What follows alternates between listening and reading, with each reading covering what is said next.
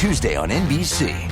Jimmy Fallon and Bozoma St. John host the highly anticipated new competition show. I hired 10 creatives from all walks of life. They will be battling it out to see who can impress the world's biggest brands. This is a huge opportunity. This is the battle for the next big idea. This is not play. We're spending millions of dollars. I'm so excited to embark on this adventure with all of you. May the best idea win! On Brand with Jimmy Fallon. Series premiere Tuesday on NBC.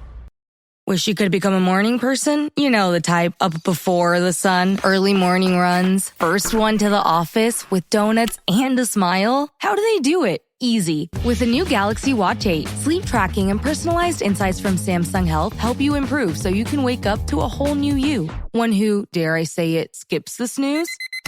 It's possible. Train your sleep with Galaxy Watch 8. Learn more at Samsung.com. Requires compatible Samsung Galaxy phone, Samsung Health app, and Samsung account.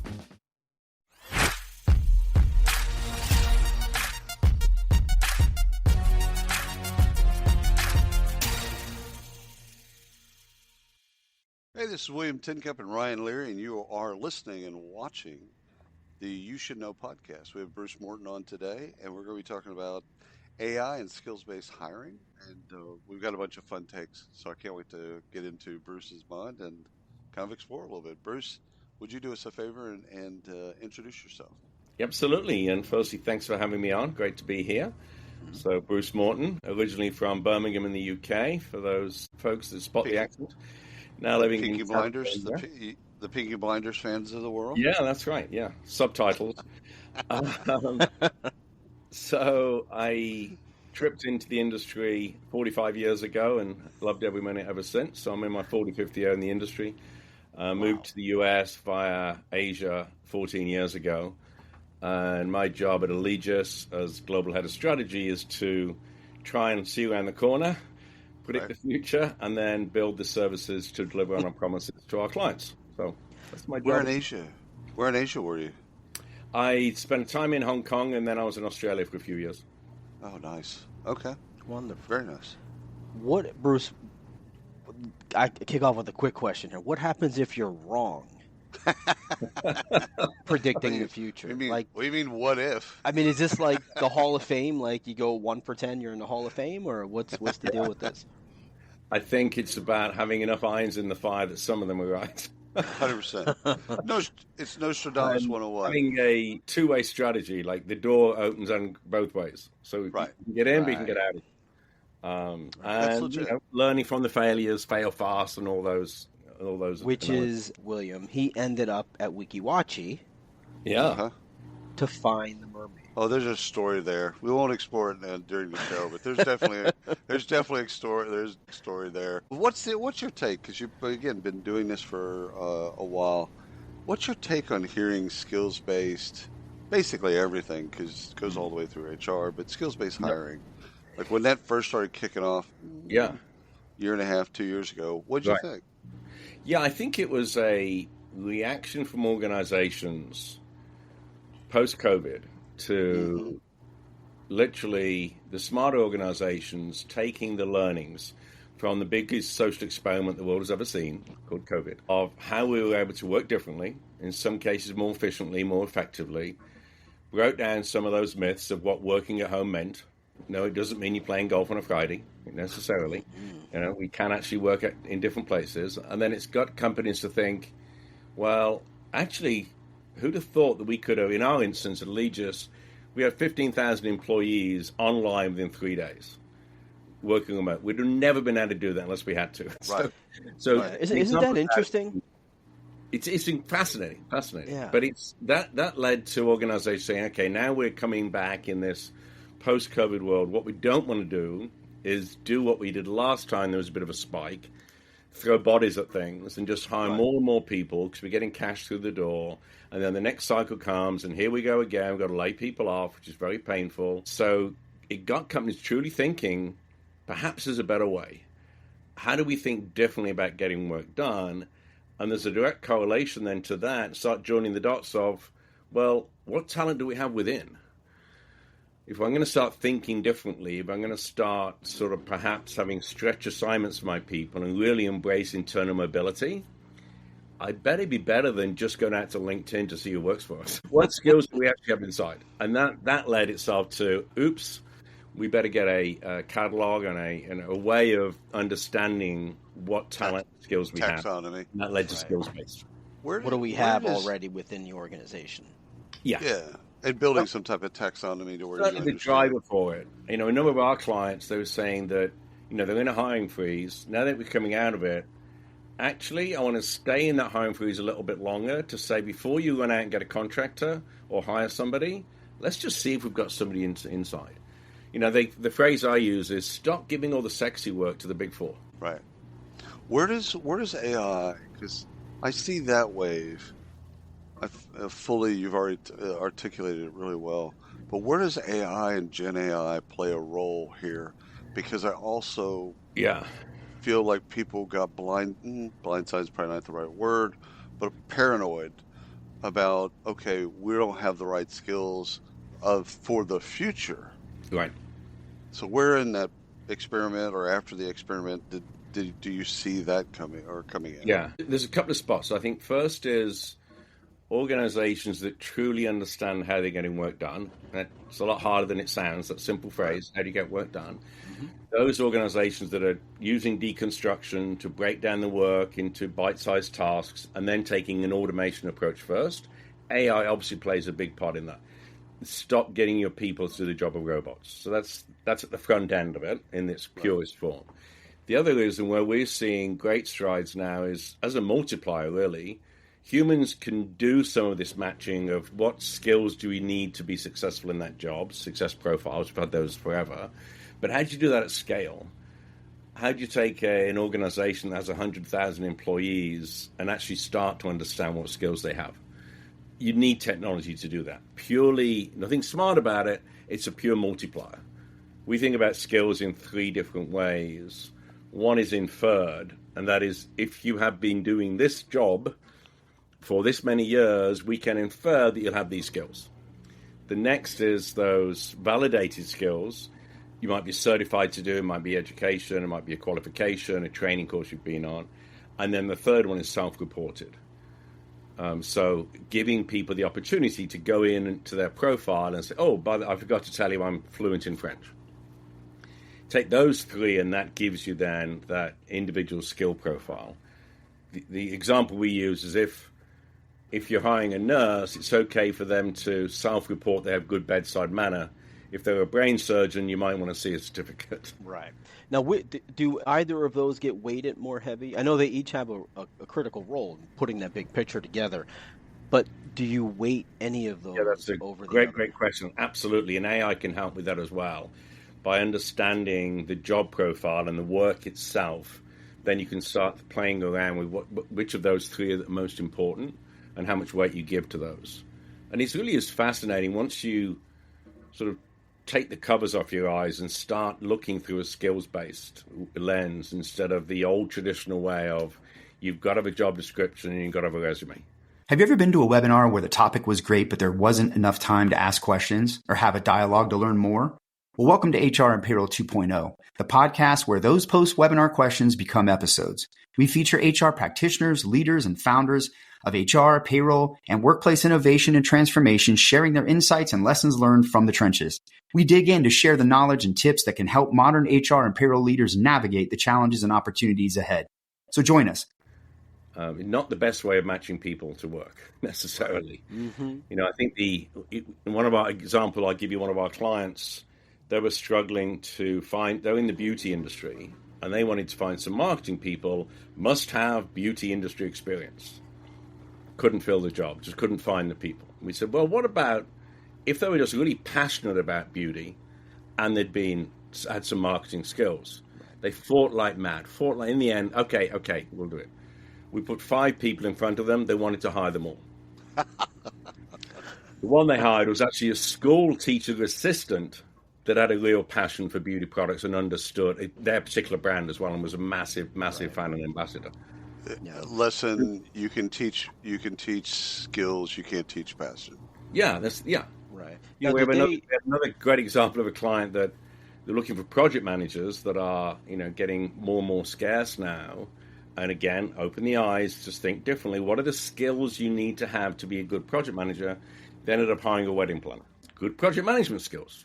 Right? It does mean you have to tweak the job description. In that case, take out the fact they need this specific technology, because they don't. You can teach that piece of it. You can teach certain things, yeah. Yeah. On the example that you gave on the assistant, on the school teacher, did they take into, or did it work out this way in terms of the generation of the assistant? So they were looking for somebody in marketing. Yep. She was an assistant school teacher. I'm not sure she had background in marketing, but clearly she had a passion in beauty, and I'm assuming understands the landscape of what's happening in the marketplace today in order to reach people of certain demographics and age. Yeah, so it's a social media skills in that instance were very, and it happened to be a younger person. Didn't need to be, but it was, generally speaking, they tend to be on screens more. Yeah. That's what again, you can teach them marketing. You can teach with skills. A lot of those types of things, you can put them through courses. You can't teach passion. Right. You just can't teach them to be passionate. So the passion in that instance is more important. It's weighted more. It's like you want them to be really into the fashion industry or the beauty industry. Great. Yeah. They're following all the influencers on Instagram. They're up to date on TikTok. Like they get it. They get what's going on. They get some of the trends, etc. Okay, now teach them about marketing. Yeah. All right. The and question by the I way, as an aside, they tend to be a lower cost than somebody that has the experience. Well, yeah. Because they want to be in their passion. Exactly. They'll take less money. Yep. That's an altogether different economic deal, because the people that have acquired the skills of marketing through the years, they get to a certain pay grade, and whether or not they have the passion or not, right? They might have the passion for marketing, which is totally cool. Yeah. But another way we're using AI is to actually help with the deconstruction. So to take the description of work as opposed to the job description, that's massively different. Yeah. What is the work we're trying to get done? What skills are then required to be successful in that role? And in the algorithms that we use, a Java developer, there are 14 skills that you need to be a good Java developer. 5 of those skills you'll also see in a business analyst. So now it gets you thinking, actually, if we took the tasks that Java developer was doing that needed those 5 skills out of that job and gave them to a business analyst, I've now got 30 times more people in my talent pool and half the cost. So the deconstruction is really, really important when you start thinking about this. We ran a good old time and motion study for one of our clients on the West Coast around app developers, because they were getting more and more expensive and more and more scarce. And the average amount of time their employee base that had an app developer role was developing apps was 75%. Now, that's sort of okay. That's not bad. We've seen a lot worse in other industries. But that does mean that you're paying them for 25% of their time. You're overpaying them for what they're doing. Right. And if you hire an app developer, guess what you want them doing? You want them developing apps. So how do we redesign the job now and take that away from them? So there's a lot of that going on. Was that just meetings and other stuff? Business inertia? Yeah, it was. And the best example we have is a very large client that hire thousands of nurses, literally many, many thousands of nurses. And we all know there's a global shortage of nurses. So they're struggling to keep hiring. And so same thing. We did the good old-fashioned time and motion study. Their most common skill set or job was a senior care manager. 30% of the time they were nursing. 70% of the time they're doing other stuff. And which we didn't even look for, but then it hit us in the face. The number one reason for attrition was in the 70%, not the 30%. You're kidding. In the 70% of the time they were not doing. In other words, hey, I went to college because I wanted to go after people. And now you got me doing this other BS with 70% of my time. Right. I got 2-hour meetings every day. Scheduling, meet and greet patients. You don't need to be a nurse for that. Taking temperatures, all those sorts of things. And right. Right. Take that away from them. And now they won't get to 100%, but even if you got it to 60%, now you need half the nurses you thought you needed. Right. That's really fascinating. And they're doing the things that they want to do. So you've been through the whole wave about 20 years ago, 15 years ago of competency models. Yep. And where companies kind of fell in love with competencies models. People didn't really hire to them. They didn't really promote to them, and they didn't really fire them. Some companies, they had them and used them in some ways. What's the similarity or difference in what you see now with this kind of skills-based kind of revolution? Yeah, I mean, Nirvana is you do both. It doesn't replace, it's an addition to. I think there's still a massive value in situational questioning for competencies. Right. I wish more organizations use them rigorously. It tends to be a trend. Somebody like HR get excited about it, roll it out, and then 6 months later, the manager's like, yeah, it's okay. I've got a good feeling about this person. They remind me of when I was his age. Let's hire. No better way to hire than... Yeah, exactly. So, but I do think, and I think there is some evidence out there now that assessments are getting their time back in the sun again. Yeah. Because if you're going to hire not purely on experience, you're going to hire on skills, then you need to be able to assess for those skills. Right. So I know, like Savile and Holzer, for example, Savile is assessment, as they're now called. You know, they've just launched a project around skills based. So I think we'll see companies like that having a bit of a resurgence. Well, and with the technology now, you're able to act on what the assessment is telling you, where before you're just kind of looking at a graph. Yeah, and you should be able to do the assessments now, penny on the dollar, right? Yeah. I mean, when I first started, it was probably £300 or something to do an assessment. Oh yeah, super expensive. Yeah, super. You sit down with a psychologist for 2 hours, fill a form.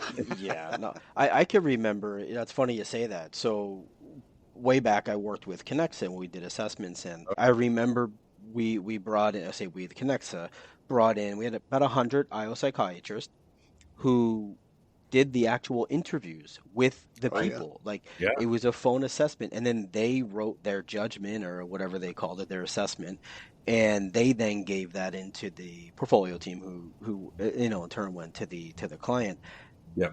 The amount of money that cost was insane, but it was actually a novelty because, well, you're going to have an IO psychologist do the assessment. Like, what better way is there to do that? Right. Obviously, there's a much better way now than for them to use their biases in hiring. Yeah. They use their biases in hiring. I don't get that type of treatment here. Do you see simulations or VR or any of that type of stuff? Do you see that working with skills based? We haven't yet. I think some companies have used it as a bit of a employer branding type gig. McDonald's did some cool stuff with that a while ago, but I don't think it's real yet. It's not ready. Yet. No. But another, just thinking about assessing, there's also the ability now, because of the amount of data we have, to look at pure metrics to understand success. And I'll give you an example on, and this is, with things like LinkedIn, you can track where people have come from to which organizations and where they've gone when they've left. All of that. And a very, very large global software company we're working with, and we started doing some analysis of their sales force, and we found out that if they hired salespeople from this one particular competitor that had more than 4 years experience at that competitor, they failed in the first year. If they hired somebody from the same competitor with less than, I think it was 18 months experience, they were the superstars, top of the table. So I presented this to the global national sales director, and he was just fascinated by it. And it's like, oh, what's causing that? I'm like, I don't know, and I don't care. Just stop doing this and do this. Who cares? Yeah, that's interesting. I maybe they were jaded. They went too far into the company. That's probably too much of that. Well, how we did it there. That's exactly right. And they bring it over, and you can't untrain. But that's just one example of, the data that we have now at our fingertips to understand that stuff. There's sort of no excuse for getting it wrong, really. Right. No, I mean, every staffing company on the planet, we're no different. We know when to make a call to a certain individual that's been at a certain company for how long. When their peak of interest of making a move is. And you can track that by demographic, by skill set, by company, by geography. You know, Right. so all that's we have the ability, and I truly believe that technology has overtaken the human capacity to fully utilize it. I truly believe that. We've got to catch up. Do What do you we think get to a about- point? Oh, go ahead. No, go ahead. Go ahead. What do you think about the folks that want to hire for potentiality? Not the skills that they see, but the skills that they believe. Yeah, that I are think if you have the ability to assess that, I think that's okay. I think that, you know, our large staffing companies, we hire thousands of people out of college every year. right. You know, and we're certainly not hiring them on their experience. You know, there's are they, they're good team players, or are they self-motivated and all that sort of stuff. But really, you're trying to hire them against their potential.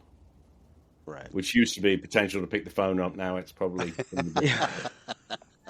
Do you have the potential to call people and Can face you breathe? rejection Yeah. 98% of the time?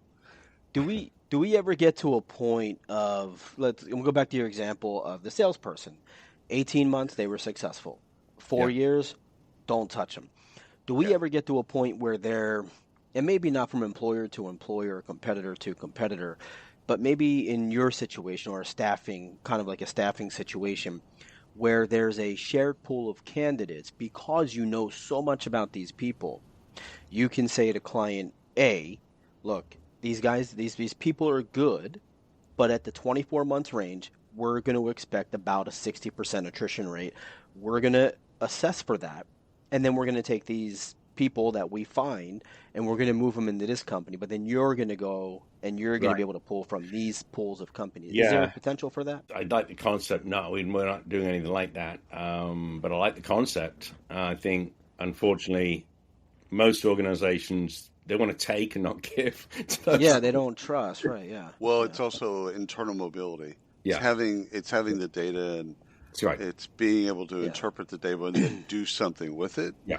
And that's a lot of moving parts that companies haven't historically been great at.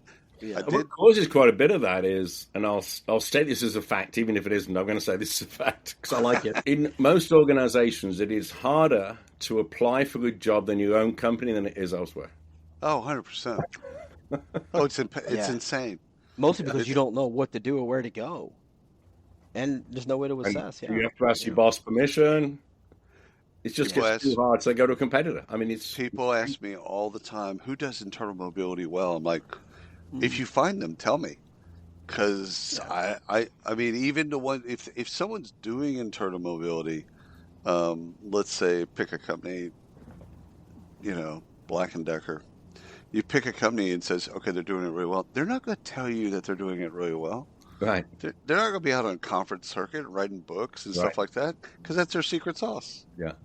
Now, I happen to be in a company that we have amazing tenure at Allegis. It's just so unique for the industry. I'm 14 years in. I'm still the new boy.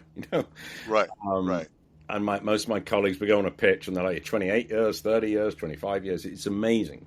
So we passionately believe in internal mobility, but we can because we have amazing tenure.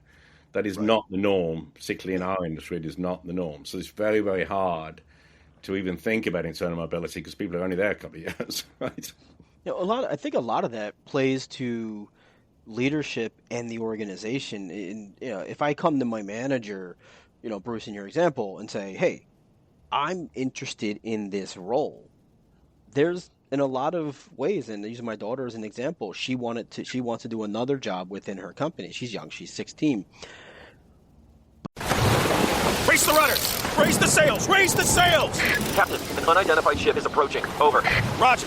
Wait, is that an enterprise sales solution? Reach sales professionals, not professional sailors. With LinkedIn ads, you can target the right people by industry, job title, and more. Start converting your B2B audience today. Spend $250 on your first campaign and get a free $250 credit for the next one. Get started today at linkedin.com/campaign. Terms and conditions apply. The Hilton sale is on. For 10 days only, you can save up to 20% on stays this fall and beyond. Don't wait. The sale ends September 29th. Book your stay and save at Hilton.com. Terms apply. Hilton, for the stay. She's afraid. She's afraid to ask because if her manager says no, they're going to think she doesn't like the role. And this is what she's battling right now. And we're talking like, come on, it's a hostess versus a waitress. Like, but still, you're not gonna, that fear is real. The fear, yeah, it's real. And so how do we get past that? Yeah, that's right. I think it's definitely a cultural thing, that making it okay and almost saying, hey, if you don't, that's going to look bad against you. Right? We want you to be asking for different positions. Sort of you create a safe environment, and there's no retaliation or any of that type of stuff. So it's values and culture and the ability to then communicate where other people have been successful. Yeah. Here was a person that was a bartender that wanted to be blah, blah, blah, a manager. Okay, well, here's that success story. They tell that success story internally. Right. And then it allows people to understand there's a safe environment. There's people that care about us on our promotion track, blah, blah, blah. They could easily go to another restaurant. Your daughter can. She can easily go to another restaurant and get that position. Yeah, well, everybody's hiring. Sure. And by the way, Ryan, well done on your daughter and well done on you. I have 7 children, and every one of them have worked in service. Oh. Passionately believe that every I don't think after this experience, I'm not So sure she's staying. She doesn't have to stay. The fact that she's experienced it, she will be a better customer going forward. Yes. I'm on the other end of the spectrum. Neither of my boys have worked a day in their life.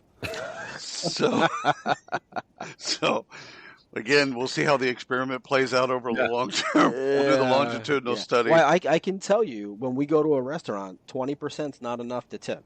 She is very firm about that. Oh, yeah. She's just like, you don't know what they do in the back. There you go. Exactly. Yeah. And I bet she stacks all your plates up as well. They're not just bringing your food. They're doing this. I understand, honey. Yeah, I got it. I factored that in when I put the 20%. So one of the questions that just came up as it relates, have you done this analysis for Allegis? Yes. In terms of who you should hire and the breakpoints and all that other stuff, like skills that are important now and all that stuff. Yeah, and whatever you can talk about, because that's we're going across the organization function by function. But we started in IT, right? Because our CIO was really passionate about this, and he wanted to go first, so to speak. And I'm slightly oversharing, but I'm not giving any secrets here, so I don't mind telling you that as we did the analysis across just at Allegis Global Solutions, not Allegis Group, but just in the managed service business, we had 150 people that were in IT in some form. It said it in their job spec, but they were distributed around the organization. The largest team we had was 5. Thought, okay, well that's taught us something straight away. There's not much progression career-wise there, so let's blow the whole thing up and start again, and come at it from a work perspective, not a talent perspective. Right. So we held this in Phoenix. We had a 3-day workshop. We got 12 people out of the IT function, flew in for 3 days. And I said, right, what we want to capture is what is the work that we get done as an organization that we need to get done. I'm going to capture that work, and then we're going to come back to it. Many, many times through the first couple of days, people fell in the trap of using the job description, not the work. Right. Oh, yeah, we need a project manager. We need to manage the project. Oh, yeah, okay. Oh, we need a solutions architect. No, we need somebody that architects solutions, or the ability, because it might not be a person, to architect a solution. So what we learned in that exercise is actually when you go through this, if you get stuck, just reverse the job title. Instead of project manager, you've got to manage project. Anyway, we did this. A lot of fun with it. Redesigned the whole thing. The upshot is we invested in a dev center in Bangalore, which we've got 12 people in, which will grow and grow and grow. Everybody in the IT organization is now in a better position. And we increased productivity by 100% in 3 months. In 3 months. It was mind-blowing how inefficient we were before we did this. Yeah. Well, I'm not sure what's better, that you solved it or that you were so bad for so long. Well, we use something like to get smarter. Good point. Yeah. And the biggest upside is actually it's increased the speed we can now develop our own platform, intelligent workforce platform that we're building. Right. So massive success, and the people's jobs are much better, more exciting. We've just finished in our marketing function. We now use far more freelancers in that function. for digital creation, all that sort of thing. We're living, we're eating our own dog food, as they say, or drinking our own champagne. But just incredible results. But literally just by thinking about the work instead of the job description. You've got to start with the work. As a good friend of mine, John Boudreau, when he wrote the book, Lead the Work, all those years ago, he was absolutely right. And one of the biggest challenges we have, I think, in organizations is no managers are being taught how to lead the work. They've been taught perhaps how to lead the people, but do they really understand how they can sit down with the project, and we call that the workforce business partner role, where they act like almost like a quantity surveyor. Quantity surveyor will look at a blueprint picture of a house, and they'll tell you how many bricks you need, how much cement, how much glass, how much wiring, the order how to do these jobs, how much it will cost, and how long it will take. That's what we need inside organizations. That's what we call the workforce business partner. That somebody can go to them and say, this is the big project I'm trying to get done next year. Okay, let's break it all down and then come back with a work design and org design approach to that. What can be automated? What can be offshored? What can we bundle up and give it to a service provider? What can we use contractors for? Very last thing, okay, it looks like we're going to have to hire a couple of people. Right. So if you Without I don't know if you don't hire people. Now, I don't know if you can, but if you could, how many, if you could put a number to it, how many work points or jobs, I'm not sure really how to describe that, jobs or work points that your current team was working on, did you remove from that process by doing this or bring outside the organization? I want to take a break real quick just to let you know about a new show we've just added to the network. Up Next at Work, hosted by Gene and Kata Keel of the Devon Group. Fantastic show. If you're looking for something that pushes the norm, pushes the boundaries, has some really spirited conversations, Google Up Next at Work, Gene and Kata Keel from the Devon Group. An intelligent guess would be 30% when they were just doing stuff because they were used to or accustomed to doing stuff. Yeah, those reports that nobody looks at, they're like, what? CPS. How do you know those? Oh, you just send them to me? I thought you send them to other people as well, because I don't look at them. Yeah. I've actually seen that. I've seen that from sales, actually. Marketing sends them spreadsheets from a conference of like all the leads. They just delete them. Yeah. Because they assume that other people were getting them as well, or they're in the system. It's like, okay. Yeah. So across our organization, we partner with UiPath to do all of our automation stuff. And we've automated 12 million actions now last year that people used to be doing. And not only that, when you go through the process of actually drawing out those workflows of what happens, when we're trying to chase timesheets in a VMS, or, for example, all the different points, you start realizing that some of them could be, you don't need to automate them, you can just cross them out.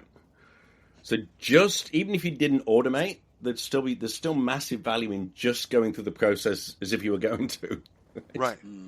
That in itself saves money and increases efficiency. What's your take on when you hear people talk about upskilling and reskilling and all the other ways that you can say skill? Yeah, I think it's fantastic. I think we need it as a society. If you look at the skills mismatch now, we don't have it's not that we haven't got enough people, we just haven't got the right people for the right jobs. In some cases, people are overeducated and they don't want the blue-collar jobs. And in other cases, our immigration policies and everything else, just not go down that path. But it's just a mismatch of what's going on at the moment.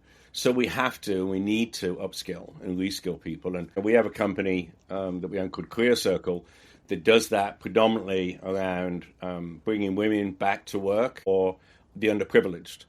So we have a deal with Google and Salesforce. We train these people to be Salesforce administrators and thousands of them. So I think that's a really, really good societal thing that's happening right now, and it's very real. All right, so this might be too broad of a question, yeah. But when we initially started talking, we were talking about AI changing skills-based recruitment. Yeah. So I know we can't solve this problem in a call or a question, but how does an organization who's stuck in recruiting from 2005, how do they begin that process? What do they need to look at? Yeah. The approach would be to start with the work, not the jobs.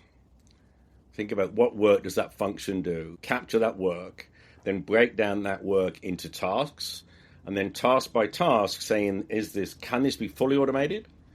Can it be augmented with AI? So in other words, are humans still doing it, but they're using AI to be more efficient? Or is it a purely human job? And then if you look at an old job description, you can then start pulling those pieces out and putting them in those relevant buckets. And that will give you then a guide to deconstruction. But literally you need, unless you're using a tech platform, if you're doing that manually, you've got to go through, 1,000 job specs. Right. That's why you need to put some technology behind it, because the tech is out there and there are plenty of technologies out there. We created our own, but there are plenty out there that can do that now. Do that deconstruction for you. And that's the really good starting point. But the part of that is, and where we're probably using AI more than anywhere else. And we don't use it in selection, by the way. We've taken a stance. We deliberately don't select candidates with technology because the bias and everything else. We've put that in the too risky, too hard bucket. We use AI everywhere else. But our biggest use right now is to help organizations understand how to distribute the work. Because when I touched on it earlier, there's a big project need doing. Once you've broken that down, you can then start to make a decision on, am I better to do this with employees? Have I really got the skill set internally? Do I bring a bunch of contractors in that I'm going to have to manage against a time frame and hopefully it gets done on time? Or do I bundle it up, put a price ticket on it and bid it out to the market? And if you think about that difference, and so let's say it's a piece of, API integration or something, and you say, okay, I think 6 contractors for this period of time, that'll cost me $1 million if I can manage them, direct them, and everything else. Or I could give it to this IT services company, they want 1.2 million. Guaranteed to deliver on this time with penalties. Now, as a manager now, of the leader, I can make a decision on that 200,000 delta. Is it really important to save that money and therefore I'm going to do it myself and take the risk? Or do I want to get it off my books, give it to that organization who are proven, et cetera, and pay the extra 200,000? We're now in a world where we can actually put that data at the manager's fingertips to make the decision. We haven't been there before. So that AI is incredibly, incredibly powerful to do that and to actually understand the best channel to put this work down. And then we're partnering, from a pure tech play, we partner with Globality, where that platform actually helps the manager write the scope of work, like ChatGPT type experience. You start writing it and it's filling it in for you, putting all of your legal and regulations compliance already built in. You could build an SOW in 30 minutes on that platform instead of the average of 6 or 7 days. Send it out to those providers that the technology is finding in your supply chain of who's done this before, who's got the best track record. Do a like-by-like comparison on the platform and then choose, boom, negotiate with the contractor. So as you're doing it, as you're sending it, it's you're literally not wasting your time. Literally changing the world of procurement. Because now organizations can manage all of that tail spend because he doesn't take the time. That's why organizations, anything below $500,000 we don't, tail spend. Well, now you can actually bid that. And when you bid, you're now, according to SIPs, you save 14%. We think it's more like 20% just by competitively bidding instead of giving it to that same provider every time.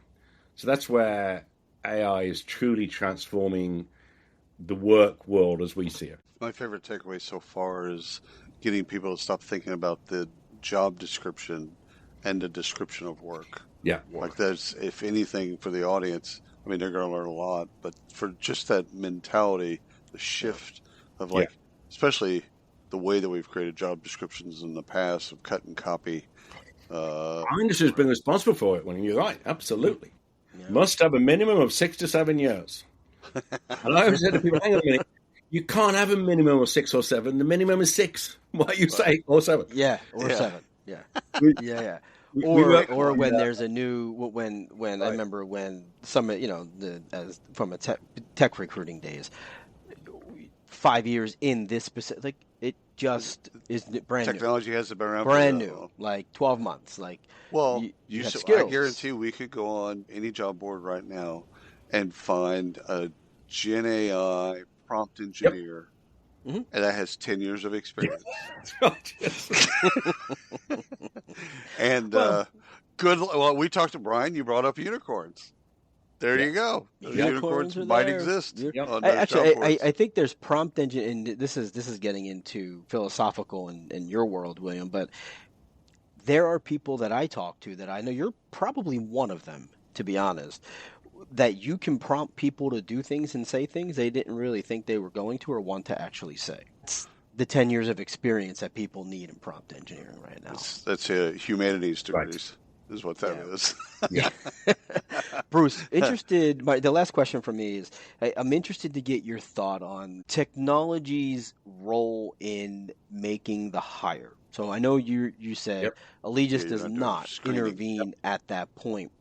I know some technologies do, but they don't view themselves as actually making a decision, but they are influencing, in my opinion, I should say, the decision. Stack ranking, these are the 5 candidates you should look at. Stack ranking versus shortlisting. Right. Yeah. You're kind of telling me don't look at the rest of the 300, right? Yeah. So I'm curious to get your thoughts on that. Yeah, I think that the answer is the human element. I mean, there are things you can use the technology for to make it easier so you're not looking at such a big list.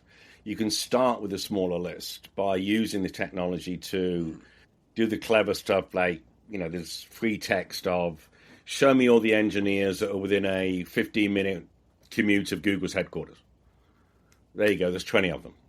Right. Let's use technology. So now you only have to look at 20, not trying to work out how long does it take if you live here versus there. So there's different ways AI can help recruiters now. Mm-hmm. It might be that, show me all the people that have come through the engineering background to get into this type of role. That free text search now is very, very available on most databases, ATSs. So I think it's certainly making a massive difference to our recruitment delivery centers that we have, all over the world. Thousands of people that are doing that top of the funnel type stuff, getting it down to the shortlist that they can then pass to a recruiter. But they're using it top of the funnel, not bottom of the funnel, I guess is the short answer. So does your team get asked a lot about augmentation versus automation? Oh, yes. Yeah. Yes. That seems to be a theme that's... Yeah. My father-in-law, who's in his 80s, said to me recently, he said, are you using any of the A1 stuff?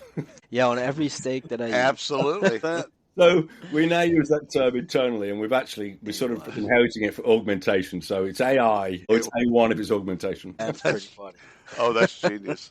Last thing for me is when you were talking about skills we have some of the skills, but like in the example of the person that's got degrees but doesn't want to take a blue-collar job.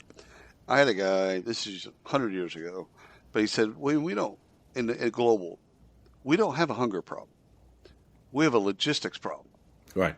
Yeah. Right. We make enough food worldwide. It's just not in the right spots. So, again, I don't know if he's right or wrong on that, but it did make me think. Do you think do we have that in skills? We absolutely do, and you've touched on a soapbox of mine, so I'll keep it short. No, roll on. I've been writing for 10 years now that Africa is the next frontier, and it will be. But it needs to do it in my lifetime. They need to get on with it. But, we've got 2 of the top 20 universities in the world now in Africa. It's starting to happen. You've seen the massive investment Microsoft just made. Yep. They're starting to put billions of dollars into Africa. But the answer will be, we've got to find the way to send the work to Africa, not try and get not those people in here. And we're now living in a world where we can send the work to people. We don't have to send the people to work.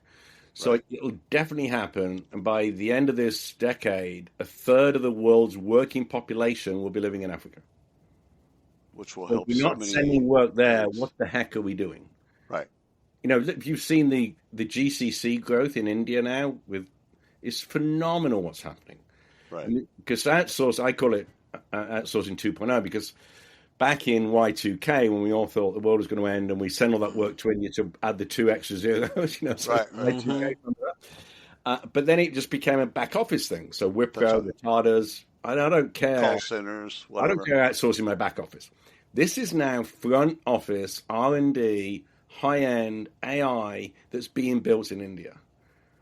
And to do that, companies don't want to outsource it, so they're building their own in partnership with companies, and we do a lot of that, obviously, to build those teams that are like quasi offshore, but actually owned by the organization. This thing now called two-box leadership, which is building a global headquarters in India as well as the US. Right. And you watch the leaders now. I mean, there's already, very, very large technology companies who have an Indian leadership. Oh, 100%. And that is going to continue to grow. And I think that can only be good for the world. It's certainly helping India get out of poverty. But, the long shot will be we've got to find ways to fix that. It's just in the wrong place problem. We've got to be able to send the work, package it up, and send it around the world much more easy. Well, I'm glad I asked the question because it's been perplexing for me, but you just made it really easy. So, Bruce, Ryan, and thank you very much for your time. This has Thank been you, guys. wonderful. It's been great chatting with you. Absolutely. And thanks for the audience. What do we say, Ryan? Subscribe and love us everywhere. Yeah, there you go. Yeah. Do that. Yeah, and we will be We'll be out at a lot of places coming up, especially in September, October. So if you see us, come see us. Come say hello.